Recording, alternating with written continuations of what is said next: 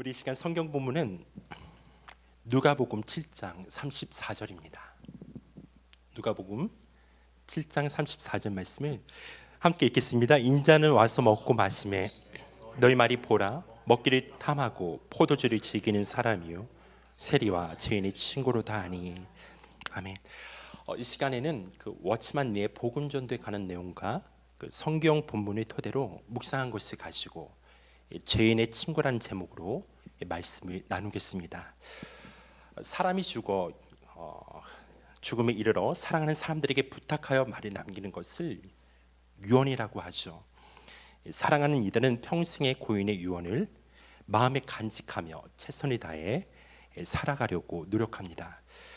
또한 유언은 법적인 효력이 있기 때문에 양식에 따라 유언장을 작성한다면 살아생전에 그 유언은 효력이 없지만 그러나 작성한 이가 세상을 떠난 뒤 그 유언은 효력이 발생합니다. 마찬가지로 죄와 사망의 권세를 십자가로 이기시고 능력으로 부활하신 예수님도 이 세상을 떠나 하늘로 승천하기 전에 사랑하는 이들에게 자신이 가장 하고 싶었던 마지막 말씀을 남기셨습니다. 부활하신 예수님은 40일 동안 제자들과 함께 하시면서 그들에게 이 땅에서 잘 살고 성공하는 방법을 말씀하신 게 아니라 하나님 나라의 일을 말씀하셨습니다. 그리고 제자들이 떠나 하늘로 승천하기 전에 마지막 말씀 남기셨죠. 그것이 바로 마태복음 28장 18절로 20절입니다. 예수께서 나와 말씀하여 이르시되 하늘과 땅의 모든 권세를 주셨으니 그러므로 너희는 가서 모든 민족의 제자로 삼아 아버지와 아들과 성령의 이름으로 세례를 베풀고 내가 너희에게 분부한 모든 것을 가르쳐 지키게 하라.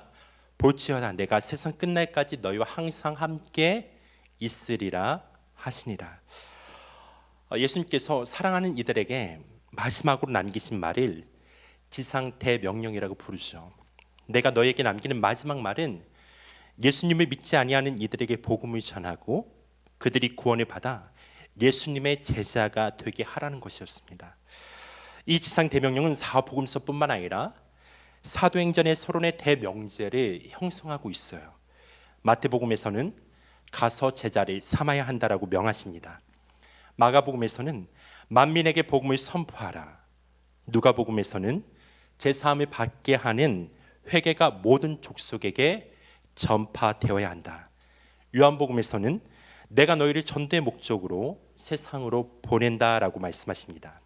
그리고 사도행전에서는 예루살렘으로부터 시작된 복음의 역사가 땅끝까지 전파될 때까지 너희는 내 증인이 되라고 말씀하시면서 제자들을 세상 가운데로 파송하시죠. 마지막으로 남기신 말을 그 당시 제자들에게만 아니라 예수를 믿는 모든 이들에게 그리스도인에게 주신 것입니다. 예수님을 사랑하는 많은 이들이 지상 대명령을 충실히 이행하며 복음을 전하는 삶을 살았죠. 그 중에 한 사람이 바로 워치만 리입니다. 워치만 리는 20세기 위대한 기독교 지도자 가운데 한 사람입니다. 제가 어르신 목회자들한테 이렇게 듣는 것은 뭐냐면 7, 80년대에 그렇게 워치만 리한테 영향을 받았다고 얘기를 하더라고요.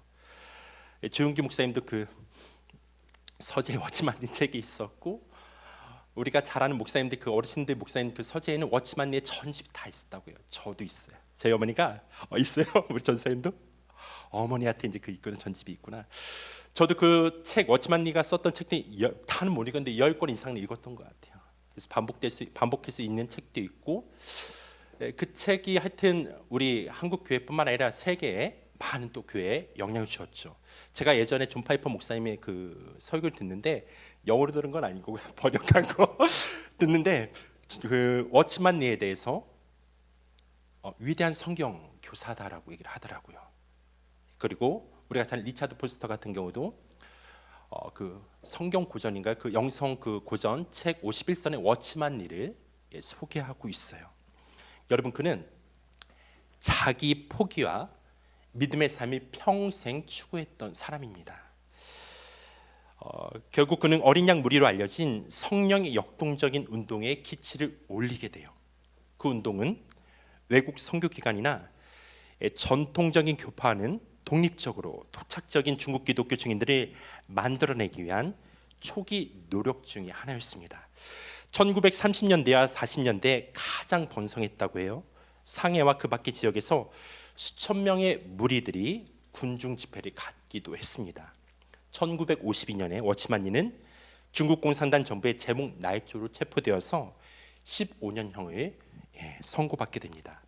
그 15년이 실제로는 20년으로 늘어났고 그 기나긴 세월 동안 그는 한 번도 주님을 부인하지 않았다고 합니다. 1972년 6월 1일 옥중에서 그는 하나님의 따뜻한 영접을 받아 하나님의 품에 안기게 되었어요. 레슬리 리알이라는 사람은 워치만 리에 대해서 이런 글을 썼습니다. 중국 교회사를 기술할 때 워치만 리라는 탁월한 지도자의 생애와 사역을 무시하고는 기술하기가 불가능하다. 그의 영향력은 아직도 지속되고 있고 그의 유산은 당연히 어린 양 무리라는 그리스도인 동지회일 것이다. 그 모임은 박해의 불길 속에서도 살아남았으며 중국에 있는 기독교회를 파괴시키려는 수많은 공작 가운데서도 명맥을 잇고 있다. 그 후대의 사람들은 좀 지금 많은 논란이 있죠. 그럼에도 불구하고 워치만 리가 남겼던 신앙의 유산은 우리가 되게 많이 본받을 점이 있습니다. 워치만 리는 수많은 구르기 세월 동안 변치 않는 예수 그리스도의 신실한 증인이었던 거죠. 그는 보이지 아니하는 주님을 바라보면서 끝까지 인내하였고 무엇보다 사람들이 그리스도를 만나야 된다는 열정을 일생 동안 간직했던 사람입니다. 그래서 많은 이들이 그를 위대한 성경 교사이자 복음 전도자로 기억하고 있습니다. 그래서 이 시간에는 워치만 리가 복음을 전할 때 중요하게 여겼던 부분 가운데 두 가지, 내용 다 아니에요. 그냥 카테고리만 제가 가져왔거든요. 그 두 가지를 함께 좀 살펴보려고 합니다. 첫째는 오늘 그 말씀의 제목이에요. 예수님께서 죄인들의 친구로 오셨다라는 거예요. 의인의 친구가 아니라 죄인들의 친구로 오셨다라는 거예요. 워치만 리는 복음서에서 예수님은 죄인들의 친구로 나타나신다고 말합니다. 왜냐하면 역사적으로 예수님은 사람들의 구세주가 되시기 전에 먼저 그들의 친구로서 그들 가운데서 다니시는 모습을 보여주셨기 때문입니다. 여러분, 성경에는 음행 중에 잡힌 창녀가 있고 5 남편이 있었던 사마리아 여인, 돈을 위해서 자신의 영혼과 나라를 파는 사람이라 평가받으며 매국노라고 낙인이 찍힌 세리들, 그리고 하나님의 진노를 받았다 하여 부정한 자로 여겨진 문둥병자들, 그 외에 많은 사람들이 그 당시 종교 지도자들과 바리새인들로부터 죄인 취급을 받았습니다.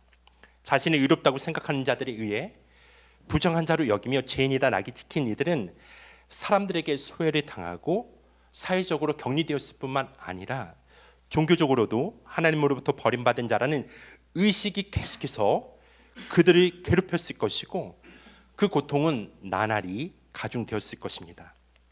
사회적으로 종교적으로 철저하게 외면당했던 죄인들이 찾아가서 손을 내밀었던 예수님은 죄인들의 친구라는 호칭을 얻게 되었어요. 누가복음 7장 34절입니다. 인자는 와서 먹고 마시매 너희 말이 보라 먹기를 탐하고 포도주를 즐기는 사람이요 세리와 죄인의 친구로다. 성경에서 친구라는 개념은 중요한 의미를 갖고 있습니다. 시편 23편은 전 세계 그리스도인들이 가장 많이 애창하는 성경 구절 중에 하나이죠. 거기서 다윗은 하나님과의 우리의 관계를 목자와 양의 관계로 설명하고 있어요. 시편 23편을 한번 다 읽어볼까요? 시작. 여호와는 나의 목자시니 내게 부족함이 없으리로다. 그가 나를 푸른 풀밭에 누이시며 쉴만한 물가로 인도하신도다. 내 영혼을 소생시키고 자기 이름을 위하여 의의 길로 인도하신도다. 내가 사망의 음침한 골짜기로 다닐지라도 해를 두려워하지 않을 것은 주께서 나와 함께 하심이라. 주의 지팡이와 막대기가 나를 안위하시나이다. 주께서 내 원수의 목전에서 내게 상을 차려주시고 기름을 내 머리에 부으셨으니 내 잔이 넘치나이다. 내 평생의 선하심과 인자하심이 반드시 나를 따르리니 내가 여호와의 집에 영원히 살리로다. 여기서 여호와는 나의 목자시니에서 목자는 히브리어로 라로서 풀을 뜯기다, 먹이다, 사귀다라는 의미와 함께 친구가 되다라는 개념도 함께 가지고 있어요. 다윗이 어린 시절 목동으로서 경험했던 목자상은 양들을 푸른 초장으로 인도하여 풀을 뜯어 먹일 뿐만 아니라 맹수로부터 위험한 상황에 처할 때 자신의 목숨을 버리는 것조차 두려워하지 아니하는 자입니다.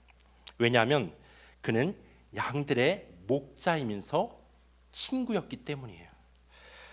여호와께서 나의 목자라는 것은 우리의 목자가 되실 뿐만 아니라 친구로서 우리를 위하여 목숨을 버리신 주님의 크신 사랑을 나타내는 의미입니다. 그 사랑의 절정은 바로 십자가에 달리신 예수 그리스도를 통해서 죄인된 우리에게 나타났다라는 거예요. 죄인의 친구 예수 그리스도, 죄인의 친구이신 예수님은 친구인 양들을 위해 여러분을 향해 자신의 생명을 아낌없이 내주신 선한 목자 되신 분이라는 거예요. 요한복음 10장 11절입니다. 나는 선한 목자라. 선한 목자는 양들을 위하여 목숨을 버리거니와 삭구는 목자가 아니요 양도 제 양이 아니라 이리가 오는 곳을 보면 양을 버리고 달아나나니 이리가 양을 물어가고 또 해치느니라. 요한복음 15장 13절입니다. 사람이 친구를 위하여 자기 목숨을 버리면 이보다 더 큰 사랑이 없다라고 얘기하고 있어요. 뭐라고요? 친구를 위하여 자기 목숨을 버리는 그것보다 더 큰 사랑은 없다. 근데 그 주님께서 죄인된 우리를 향해 친구라 부르시는 거예요. 친구로서 다가오신 거예요. 세상에 많은 사랑이 존재하고 있어요. 그 중에 가장 가치가 있고 귀한 사랑은 바로 친구를 위하여 목숨을 버리는 사랑이에요. 하나님은 우리의 목자이시며 친구로서 우리를 위하여 목숨을 버리심으로써 그 사랑을 증명하셨다라는 거예요. 로마서 5장 6절 8절입니다. 우리가 아직 연약할 때 기약대로 그리스도께서 경건하지 않은 자를 위하여 죽으셨도다. 의인을 위하여 죽는 자가 쉽지 않고 선인을 위하여 용감히 죽는 자가 혹이 있거니와 우리가 아직 죄인 되었을 때 그리스도께서 우리를 위하여 죽으심으로 하나님께서 우리에 대한 자기의 사랑을 확증하셨느니라. 예수님은 죄인들의 친구로서 함께 하십니다.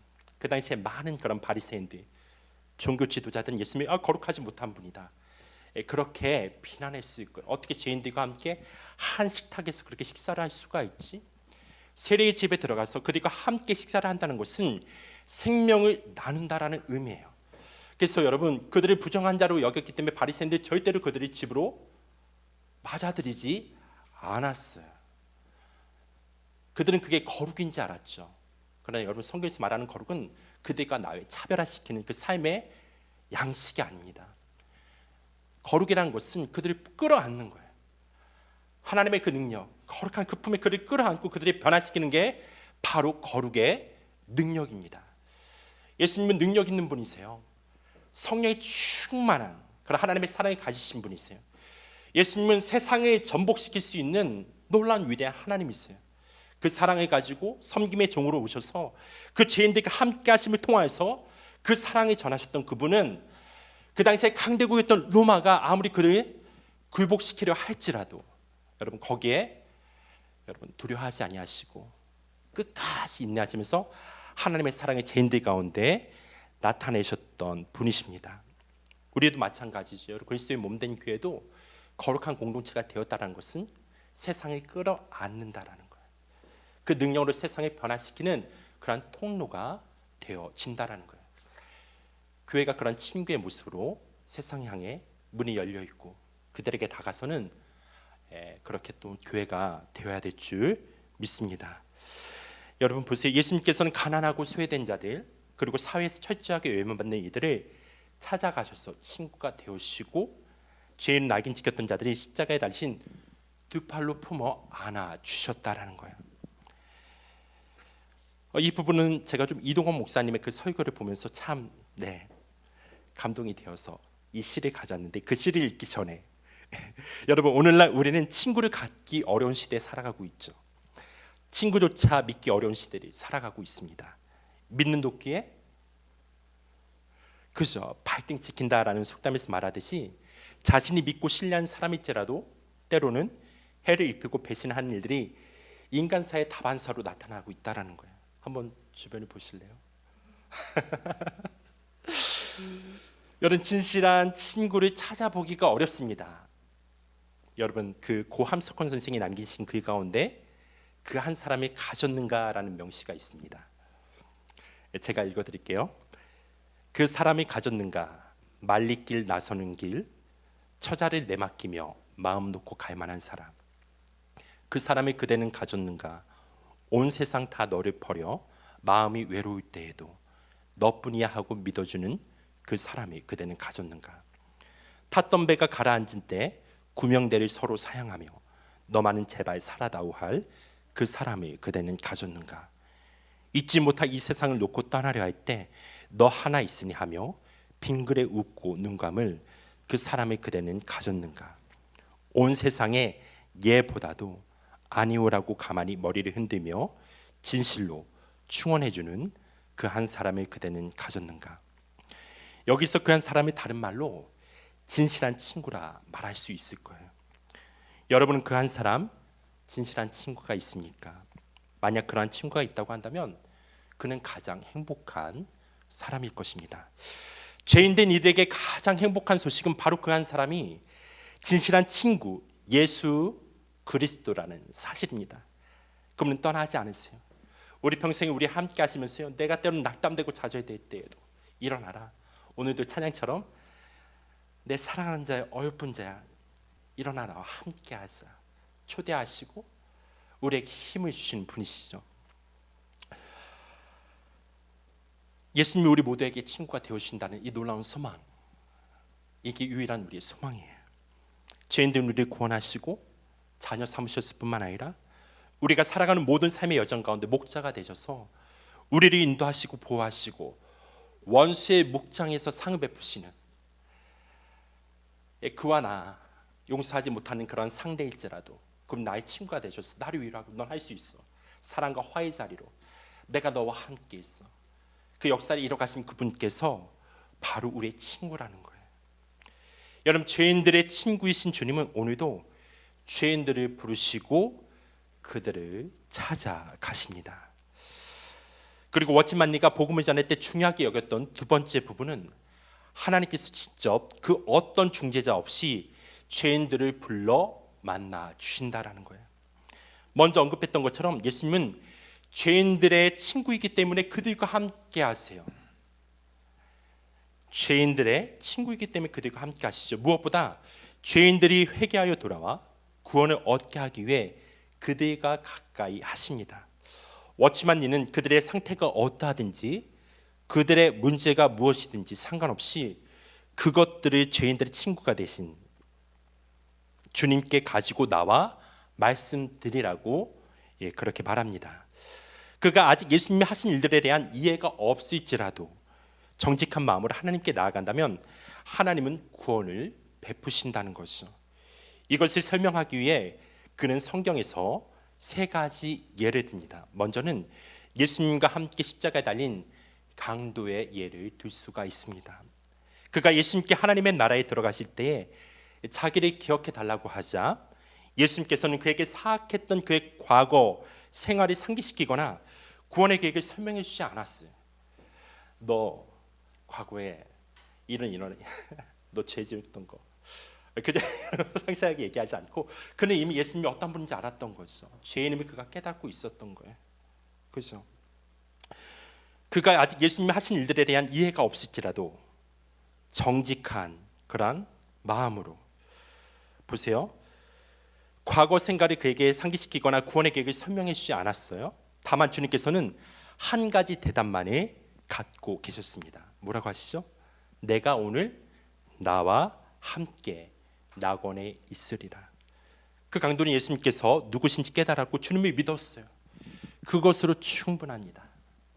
여러분, 그것으로 충분합니다. 거기에 다른 무엇인가를 덧보태거나 감할 수가 없다라는 거예요. 두 번째는 혈루증을 앓던 여인의 이야기입니다. 예수님 옆에 지나가는 사람들이 수없이 많이 있었으나 오직 한 사람만이 고침을 받았습니다. 그 여인이 고침을 받은 것은 그녀에게 예수님이 만져야 되겠다는 특별한 의도가 있었기 때문이죠. 예수님이 만지는 것 외에는 아무것도 필요하지 않았다라는 거예요. 왜냐하면 그 여인에게 있어서 예수님을 만지는 행위는 하나님의 도움이 절실히 필요하다는 사실을 인정하고 영적으로 하나님께 손을 내미는 것이 상징하기 때문이에요. 여러분, 얼마나 많은 무리들이 예수님의 옷을 만졌겠어요. 저는 그렇게 생각해요. 얼마나 많이 이렇게 부딪혔겠어요. 그러나 예수님은 어떻게 해요? 이분의 옷을 만지기만 하더라도 나의 병이 낫겠다라는 그런 믿음이 그녀에게 있었다라는 거예요. 주님이 아무리 우리 가운데 있을지라도 내가 믿음으로 그분을 바라보지 않는다고 한다면 그분의 능력이 우리에게 흘러 들어올 수가 없습니다. 여러분, 세 번째는 성전에서 기도하던 바리새인과 세리의 경우예요. 바리새인은 헌금과 제사와 11조 등에 관한 것을 다 알고 있었죠. 그러나 그에게선 하나님을 향한 심령의 부르심이 나오지 않았습니다. 반면에 세리는 하나님이여 나를 불쌍히 여기옵소서라고 부르짖어요. 그의 심중에 있던 그 무언가가 하나님께로 나와서 즉각적인 반응을 불러 일으켰다라는 거죠. 그래서 예수님은 그 세리를 지적하시면서 하나님께서 의롭게 여기신 사람이라고 말씀하셨습니다. 십자가상의 강도, 혈루증을 앓던 여인, 이들이 구원을 받을 수 있었던 이유는 주님에 대한 방대한 지식과 거기에 대한 완전한 이해함이 아니었다라는 거예요. 그들은 예수께서 구원자 되심과 오로지 자신의 그 모습 그대로 정직한 모습으로 주님께 나아갔을 뿐입니다. 여러분, 우리는 예수 그리스도를 고백하는 공동체인 교회를 예수님의 몸이라고 고백합니다. 교회가 예수님의 몸이라면 지금도 예수님께서는 교회를 통해 죄인들을 부르시고 그들을 품고 있다라는 거죠. 주님은 죄인이 할 수 없는 구원이라는 선물을 주시기에 그리스도의 몸인 공동체를 통해 죄인들의 친구로서 그들과 가까이 함께 있다라는 거예요. 여러분, 오늘날 교회는 어떠합니까? 오늘 여러분의 모습은, 나의 모습은 또한 어떠합니까? 세상에 있는 자들로부터 친구라고 그렇게 또한 여기면서 그들에게 주님의 그 마음을 나누고 있습니까? 아니면 그들과 나를 차별화시키면서 속된 것, 그러니까 거룩한 것 구별하면서 나는 의인, 너는 죄인, 그런 바리새적인 의를 가지고 살아가고 있지는 않습니까? 여러분, 주님은 계속해서 우리를 통해서 세상 가운데 그런 빛과 소금의 자리로, 일단 그렇게 부르심으로 나아가길 원하신다라는 거예요. 여러분, 하나의 예화를 들고 결론을 맺겠습니다. 페이스북의 창시자인 마크 주커버그. 영어 이름이 저 항상 힘들어요. 영어가 부담스럽죠. 마크 주커버그. 그냥 또박또박 읽길래요. 마크 주커버그. 시라리 영화를 만든 소셜 네트워크가 2010년 개봉되었고 2021년에 또 개봉되었어요. 재개봉되었어요. 그 영화 보신 분 있나요? 한번 나중에 한번 꼭 보세요. 네. 이 영화의 포스터에 다음과 같은 광고 문구가 있어요. 한번 띄워주실래요? 하여튼 읽진 않겠습니다. 이게 이제 그 포스터예요. 이게 그 번역하면 어떻게 되죠? 몇 명의 적을 만들지 않고서는 5억 명의 친구를 얻을 수가 없습니다. 영화의 내용은 이래요. 하버드 대학의 컴퓨터 천재 마크 주커버그는 가깝게 지내던 친구들로부터 하버드 교류 사이트 제작을 의뢰받고 페이스북을 개발합니다. 페이스북은 순식간에 모두의 마음을 사로잡고 전 세계에 번지면서 글로벌 소셜 네트워크와 커뮤니케이션의 혁명이 돼요. 마크 주커버그는 세계 최연소 억만장자가 되고 불과 6년 만에 5억 명의 친구를 만들지만 함께 페이스북을 만든 친구들로부터 소송을 당하면서 친구들과 등을 돌리게 돼요. 5억 명의 친구가 생기지만 그와 함께 동고동락했던 친구들은 적이 되었습니다. 그래서 어떤 분은 이렇게 얘기를 하더라고요. 5억 명의 친구가 생긴 순간 진짜 친구들은 적이 되었다. 요즘 많은 사람들이 트위터나 페이스북과 같은 소셜 네트워크를 통해 관계를 맺고 있죠. 클릭 몇 번이나 간단한 댓글을 통해 새로운 사람과 쉽게 관계를 맺을 수 있는 것이 소셜 네트워크의 큰 장점이라고 할 수 있습니다. 그러나 사람들은 더 많은 외로움을 느낀다라고 해요. 페이스북, 인스타를 통해 많은 친구들을 사귀지만 그 관계는 형식적인 수준일 뿐이며 트위터를 통한 대화도 공허한 메아리에 그칠 뿐입니다. 진정한 관계는 사라지고 영화에서처럼 진짜 친구는 잃어버리는 문제가 발생하고 있어요. 최근에 제가 그 홍성사에서 나온 책이거든요. 페이스북의 영성을 버려라인가? 읽고 나서 제목이 생각이 안 나요. 페이스북의 영성을 하여튼 그 버려라 그런 책이 있어요. 근데 이 목사님이 젊었을 때 20, 30대 때 정말 전 세계를 누비면서 구제 활동도 펼치고 한 나라에 위해서 많은 일들을 감당했던 분이세요. 그러면서 나중에는 이 관계에 대해서 엄청난 고민을 했던 거죠. 그리고 돌아와서 자기의 부르신 곳, 다시 한번 하나님과의 그런 깊은 친밀함 속에 내게 부르신 곳에 어디인가 생각해 보니까 과거에 어떤 그런 고향 다시 돌아가서 거기서 목회를 이제 그렇게 시작하게 되거든요. 그러면서 그분이 얘기를 해요. 그 관계 안에서의 그 사람들과 함께 지내면서 그 공동체 이뤄가면서 거기서 하나님의 사랑을 깊이 경험하게 되었다. 그러니까 어떤 영적인 성장을 추구하면서 세계를 돌아다니면서 많은 새로운 친구를 사귀면서 내가 영적인 성장을 추구한 게 잘한 게 아니라 내 주변에 있는 사람들과 함께 지내면서 싸우고 때로는 갈등 가운데 힘들지만 어렵지만 거기서 사랑의 뿌리를 내리게 될 때에 비로소 열매를 맺게 되었다라고 얘기를 해요. 그러면서 그분이 이제 표현했던 게 드림라인이라는 게 드림라인. 여러분 드림라인 저도 그때 그 책에 처음 봤는데 드림라인이 뭐냐면 나무가 있잖아요. 나무가 있으면 이 나무가 가지 끝에 이 끝을 이 땅으로 이렇게 보게 하면 이게 그 뿌리가 이 나무 끝에 그 가지 끝까지 자란다는 거 땅 속에 보게 되면. 그래서 물을 줄 때 어떻게 하면 이 드림라인 그 제가 찾아봤어요. 그 논문을 찾았는데 이 드림라인을 그 중심으로 물을 준다고 하더라고요. 나무에 물을 줄 때. 네. 이해가 한번 나중에 찾아보세요. 드림라인. 네. 드림라인 그 중심 이렇게 준다고 하더라고요. 우리에게 주어진 그런 드림라인이 있다라는 거예요. 부르신 자리가 있다라는 거예요.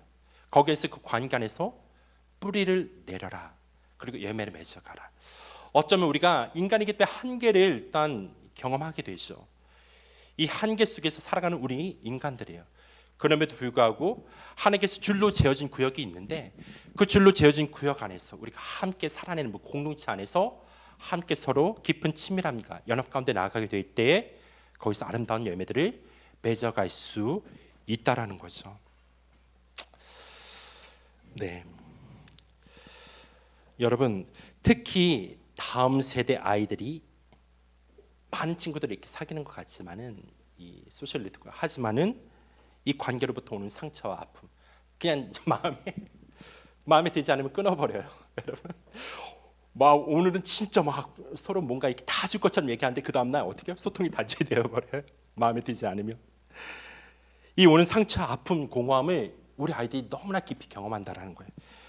그 여성가족부의 발표에 의하면 친구들과의 관계에 대한 고민을 호소한 청소년 상담이 전체 70% 이상이라고 얘기를 해요. 너무나 많은 이들이 이 관계 때문에 힘들어하고 있다라는 거죠. 그 아이들에게 진실한 친구가 되어주신 예수님을 전하는 하나님의 사람들이 더욱 많이 일어나야 합니다. 예수님의 몸인 교회가 그들에게 친구로 다가서지 않으면 아이들은 만족할 수 없고 멸망의 길로 갈 수밖에 없는 세상, 그 세상의 친구로 삼을 것입니다. 세상 친구들은 아이들에게 쾌락을 선물해 주죠. 그것으로 영혼을 마비시키는 거예요. 그들에게는 진실한 친구이신 예수 그리스도가 필요합니다. 다음 세대 아이들이 살아나기 위해 예수님께서 몸소 보이신 친구의 모습을 우리 아이들에게도 나타내 보이는 우리 모두가 되었으면 좋겠습니다. 우리 함께 기도하는 시간을 갖겠습니다.